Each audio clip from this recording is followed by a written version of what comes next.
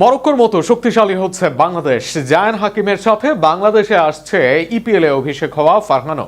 হামজা চৌধুরী থেকে শুরু করে ফাহমিদুল, সমিত, জায়ান আহমেদরা আগে এসেছেন দলে।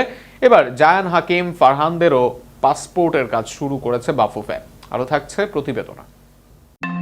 বাংলাদেশ ফুটবলে যেন শুরু হয়েছে নতুন এক অধ্যায়। একসময় প্রবাসী ফুটবলারদের জাতীয় দলে আনা ছিল বড় চ্যালেঞ্জ, কিন্তু এখন পরিস্থিতি পুরোপুরি বদলে গিয়েছে। ইংল্যান্ড, ইউরোপ বা বিশ্বের বিভিন্ন দেশে বেড়ে ওঠা বাংলাদেশি বংশোদ্ভূত প্রতিভাবান ফুটবলাররা একে একে লাল সবুজের জার্সি গায়ে চাপাতে আগ্রহ দেখাচ্ছেন।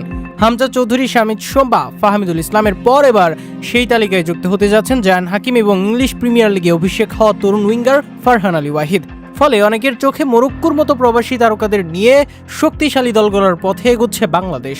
সম্প্রতি ফিফার অনুমোদন পাওয়ার পর বাংলাদেশের হয়ে খেলার পথ পরিষ্কার হয়েছে দীর্ঘদেহী সেন্ট্রাল ফরওয়ার্ড জায়ান হাকিমের। একই সময়ে সুখবর এসেছে ফারহান আলী ওয়াহিদের দিকেও। বাংলাদেশ ফুটবল ফেডারেশনের সহসভাপতি ফাহাদ করিম জানিয়েছেন, সেপ্টেম্বরে ফিফা উইন্ডোতেই জাতীয় দলের ক্যাম্পে দেখা যেতে পারে এই প্রতিভাবান উইঙ্গারকে। মাত্র 19 বছর বয়সেই ফুলহ্যামের মূল দলে অভিষেক হয়েছে ফারহানের। নরউইচ সিটির বিপক্ষে প্রাক মৌসুম প্রস্তুতি ম্যাচে দ্বিতীয়ার্ধে বদলি হিসেবে মাঠে নেমে নিজের সামর্থ্যের ঝলক দেখিয়েছেন তিনি। গোল বা অ্যাসিস্ট না পেলেও দূরপাল্লার এক দারুণ বাঁকানো শটে প্রতিপক্ষের গোলরক্ষককে কঠিন পরীক্ষায় ফেলেন তিনি। ক্লাব সূত্রেও তার পারফরমেন্স নিয়ে ইতিবাচক মূল্যায়নের খবর পাওয়া গিয়েছে।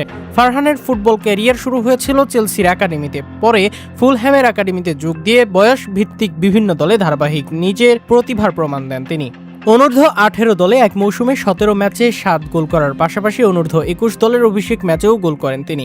2025 সালের নভেম্বরে প্রিমিয়ার লিগ 2-এর মাস সেরা খেলোয়াড়ের স্বীকৃতি পাওয়া এই উইঙ্গারের গতি, ড্রিবলিং এবং কাট ইন করে শট নেয়ার দক্ষতা ইতিমধ্যেই প্রশংসা কুড়িয়েছে। সবচেয়ে বড় বিষয় হলো বাংলাদেশের হয়ে খেলতে নিজের আগ্রহের কথাও জানিয়েছেন ফারহান। বর্তমানে তার বাংলাদেশি পাসপোর্টের প্রক্রিয়া চলছে এবং দ্রুত বায়োমেট্রিক সম্পন্ন হওয়ার কথা। বাফুফের পরিকল্পনা অনুযায়ী সেপ্টেম্বরে ফারহান ও জায়ানের পাশাপাশি আরও কয়েকজন প্রবাসী ফুটবলার জাতীয় দলের সঙ্গে যুক্ত হতে পারেন। হামজা চৌধুরীর আগমনের পর বাংলাদেশের ফুটবলে যে নতুন সম্ভাবনার দুয়ার খুলেছে সেটি এখন আরও বিস্তৃত হচ্ছে।